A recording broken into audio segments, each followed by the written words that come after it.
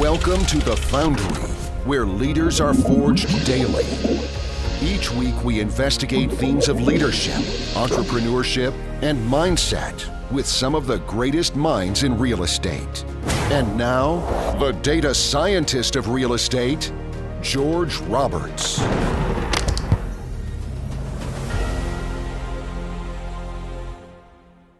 Welcome back, investors. Today we're joined by Shannon Robnett, a developer with over 25 years of experience. Shannon has been involved in construction projects ranging from multifamily, office buildings, and municipal buildings to schools, industrial projects, and mini storage.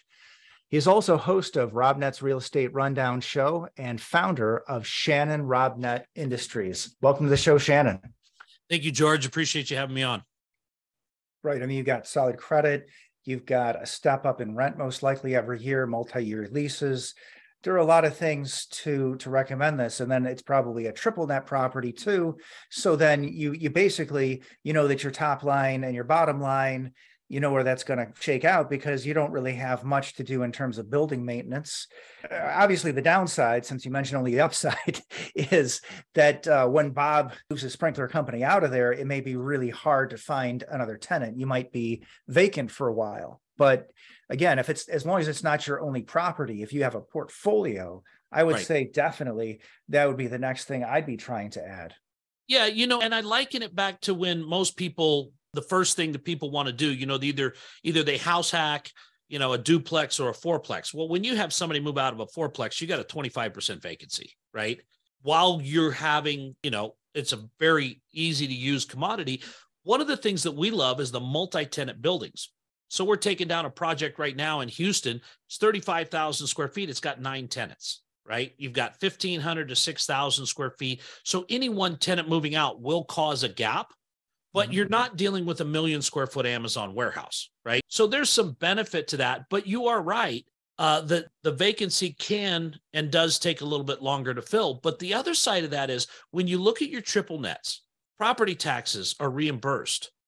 Insurance is reimbursed. So when you're looking at the Texas market after what happened with the freeze a couple of years ago, everybody's insurance is doubling.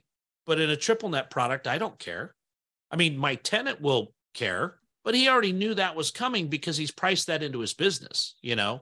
So you see a lot of that. It is a step up, but it's definitely something that I would encourage everybody to look very strongly at because the cash on cash returns in industrial start in the 6s and the 7s right away. Yeah. I just love that. That's such a good thing. And of course, then there is still value add there, but it's different. It's not about putting down granite countertops.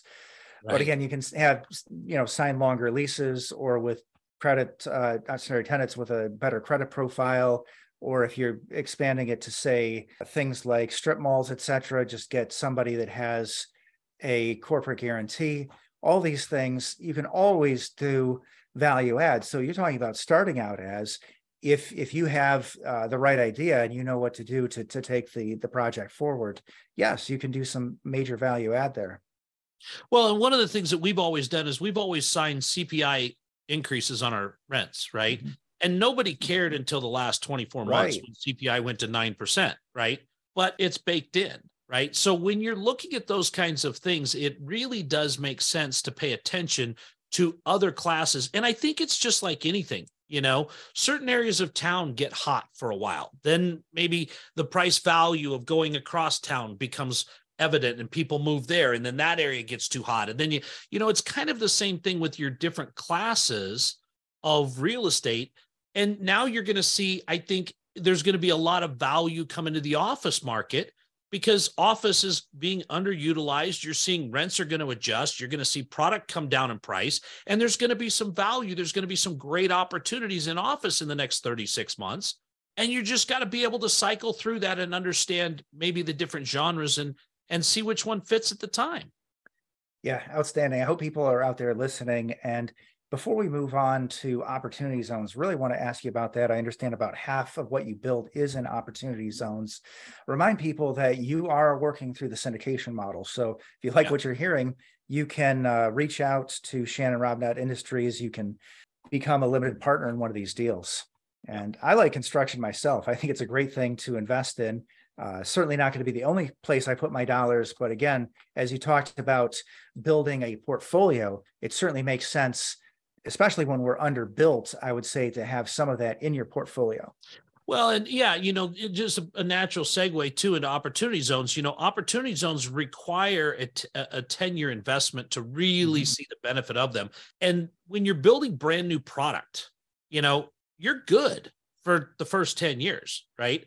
So when you're going into the opportunity zone idea, you want something that you're not going to need to be pumping more dollars into in 4, 5, 6 years. And so what we do is we build a lot of ground up brand new in opportunity zones, whether we tear down old buildings and use some cost segregation and some tax savings there to offset the taxes that were due, or whether we come in and build on undeveloped parcels in opportunity zones, we're able to go the distance that will be required from the IRS, because that model predicates that you stay in the opportunity zone investment for a minimum of 10 years.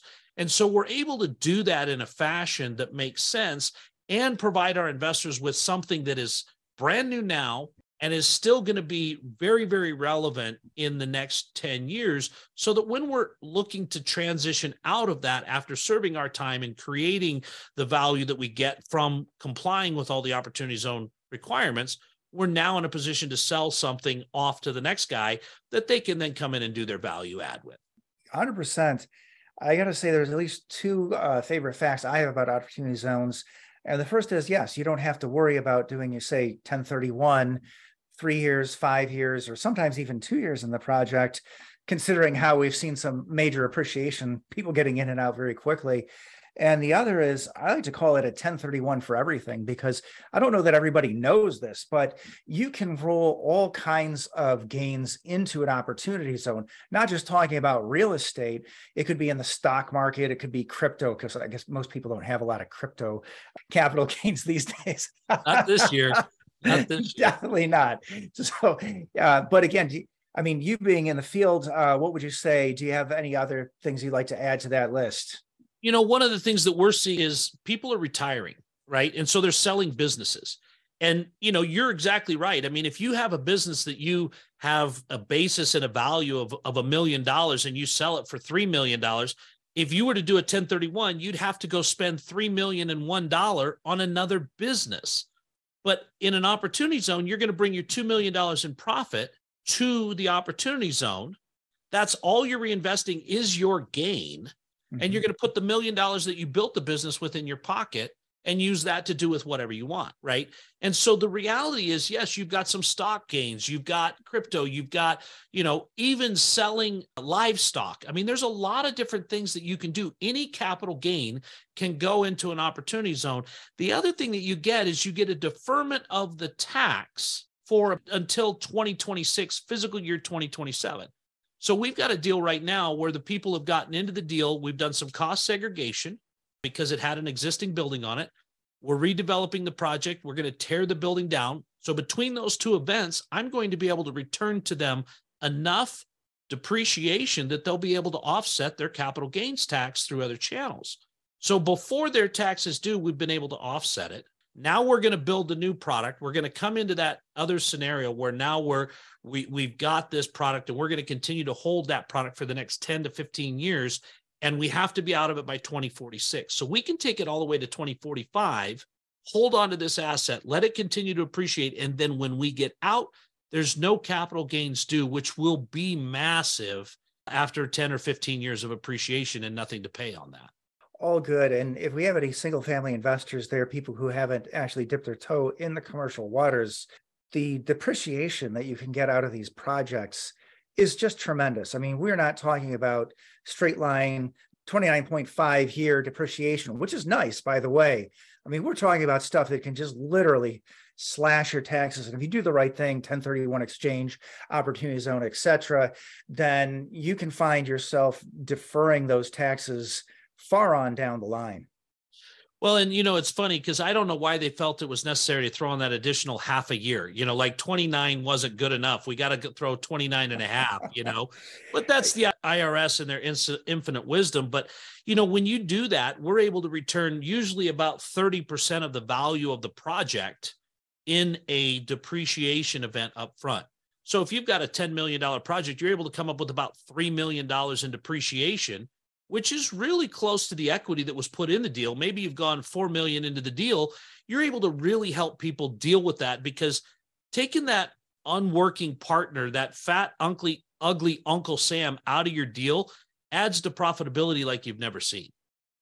All good stuff. Well, hey, before we move on, I just want to say one of the things that I find people falling into as a sort of a pitfall when they do deal with something that's triple net, whether it be retail or industrial, is just assuming that triple net, is like a single thing, right? Every triple net lease is different. You want to know who pays for what.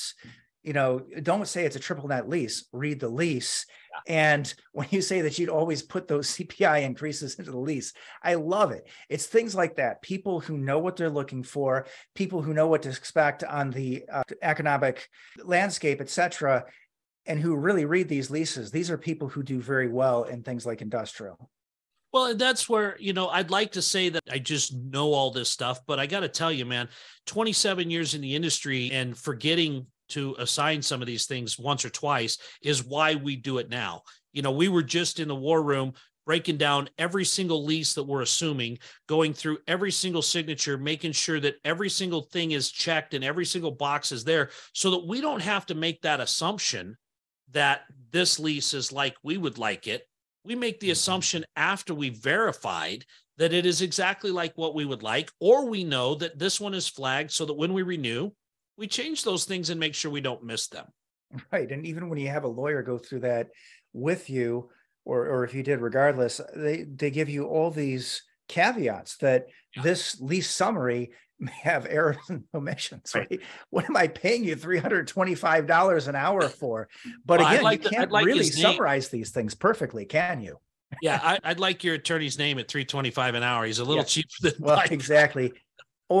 And up. So, all right, if we're going to get to the next section, we just got to move on. But great, a lot of gold here. So you built a very large enterprise. I want to know, what are some of your tips for being a good mentor? And maybe if you could walk us through the process, because I know nobody is a great mentor to begin with. What did it take to develop yourself to become the sort of leader and mentor that can run a big enterprise like this and motivate people and keep it together? The thing that I've had this asked a couple different ways, but the reality is, if I could go back and tell my younger self to do something, it would be to get a job, and the reason that I use that is because I could have learned so much more by working for someone else. I've never had a job. I've learned everything from knocking my head against it about doing it wrong. But the reality is, when you're looking to do this, having a mentor is huge. Being an LP, everybody wants to be a GP, but being an LP is awesome because you get to see how they do it. You get to look at what you would do different. Maybe you would do it this way, you would do it that way. But when you're all said and done, maybe there's a reason why that was done that way. I love it when people get into our deals, they want to know more, and they're constantly asking, they're saying, hey, can we be on the earnings call? Can we go through this? Can we look at this? I love that, because an educated investor is a real pleasure to have in the deal, because they understand why you're doing it. And if they want to know more, I'm always willing to show them more, because when you understand it, then you can look at it. I've had LPs bring me deals and go, listen, I have no interest in being the active investor here, but here's a deal you could do. And I've done them, right? And so I look at that and I go, man, get a mentor, get somebody that's been in the business more than this market cycle. Get somebody with at least 15 years of track record history that can show you what happens when the proverbial fan gets turned on and stuff gets thrown at it, right? Which is where we're at now, because there's a lot of people that, I don't know how many times I told people, lock in your debt. Don't get variable debt. Get fixed. You will not see 3% money again in your life. And they took the 0.5% discount. They went with the variable rate, and they're getting murdered now. Yeah. But they didn't have the experience. They didn't have the longevity in the market to be able to tell them that that's what they should have done. Yeah, a lot of great things there. I'd like to underscore. It's great to be a limited partner. You can learn a lot. But also, when you do look for that sponsor, look for somebody who's willing to talk to you. If somebody's not willing to talk to you before the deal, before you wire your money, then forget about it, right? Yeah. And that's one thing that I will always pull out my underwriting. I will send you my underwriting. We can go through it together. I want you to understand exactly what levers we're going to pull to do exactly what with, so that you can see, you can be watching the news. I got an article the other day from one of my limited partners, and I really appreciate what Mike does. He sends me this article and he goes, man, these guys are saying the exact same things you are, right? That to me tells me that he understands our deal, because these things aren't freaking him out. These are the reasons that we underwrote this way. This is why we're going to be successful. This is why there's nothing to be concerned about, even though everybody's talking about all the fear mongering that's going on in the market, because he really truly does understand. And we've worked on that knowledge together. Yeah, good stuff.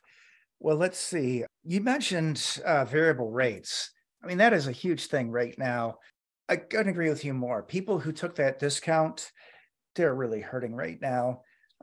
Just go to the single family space for a moment. One of the things that's different this time is we haven't had a major spread for the ARMs, right? So in the residential space, we don't have that product risk, because people realized, hey, it isn't worth it. Why am I going to take a fraction of a percent better when I know that it could go up 1, 2, or 3%?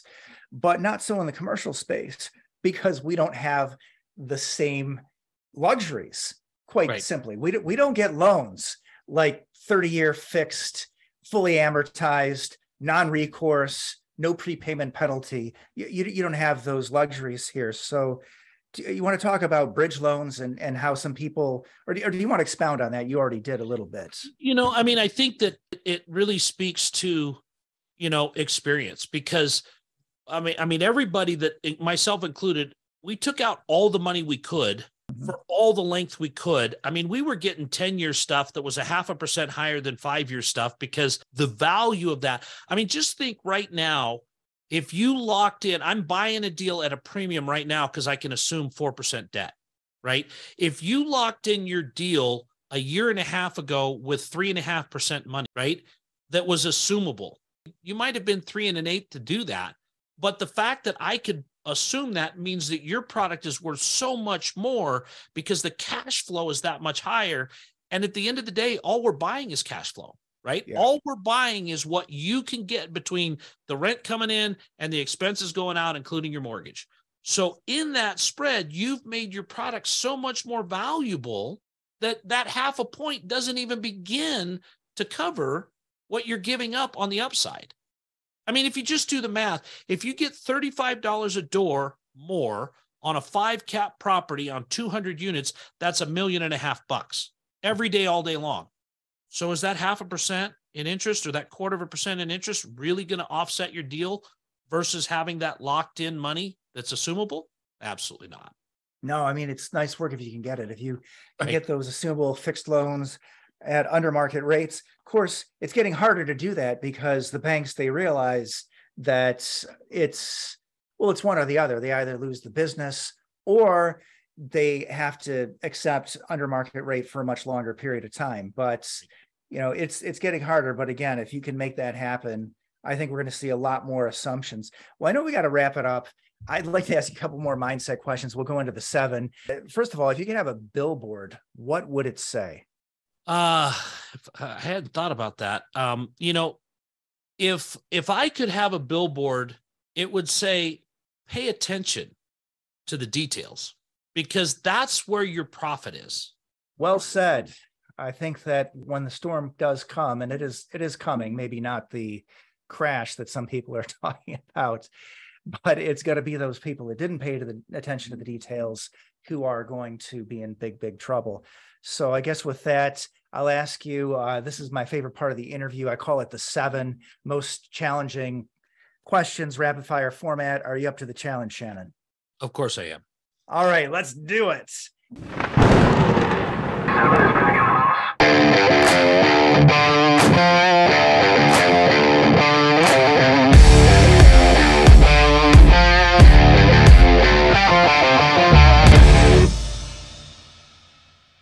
If you could be known for only one thing, what would it be? I would like to be known as someone that was a teacher. somebody that was able to help others learn what I've spent a lifetime putting together.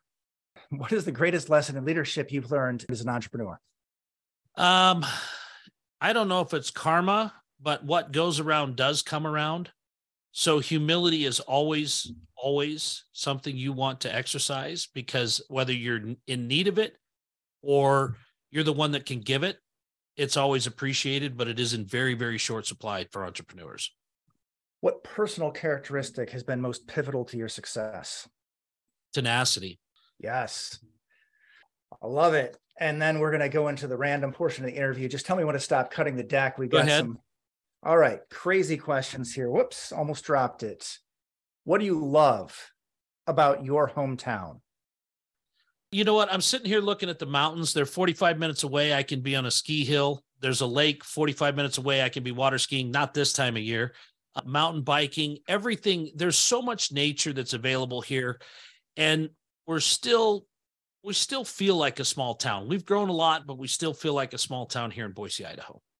Love it. Well, hey, Idaho was good enough for Ernest Hemingway. So if it's attracting writers, people, that sort of imagination, I know it's beautiful.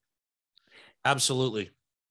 Name a book that's helped to forge you as a leader and as an entrepreneur, and why. You know, I read a lot.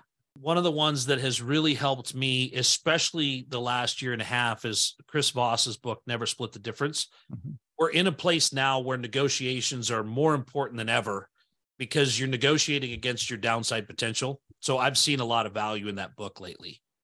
Can you describe a failure or misstep and what it taught you? One of the things that I look at what that cost my kids. As a father, there's something there that I would have done anything in my life to have prevented. And yet I was the one that caused the pain. Okay. Can you send us out with a quote to help forge our listeners as leaders and as entrepreneurs? A quote. Yeah, I'm not real big on quotes, but I do know that if you're not continuing to get better than you were yesterday, you're always going to struggle with the same thing today.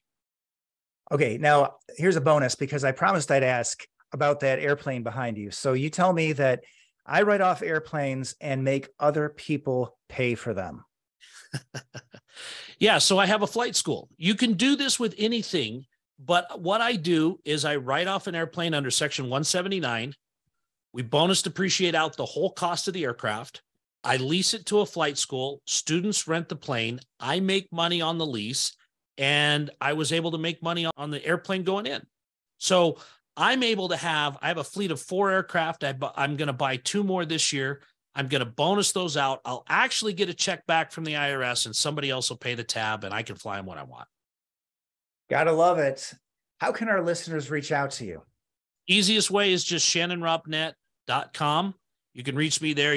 My calendar's there. I'd love to book a call with you, figure out what we can do to help you on your investment journey. Okay. Thank you so much for taking the time to share your knowledge and experience with our audience. Appreciate you having me on the show, George. All right. Thank you.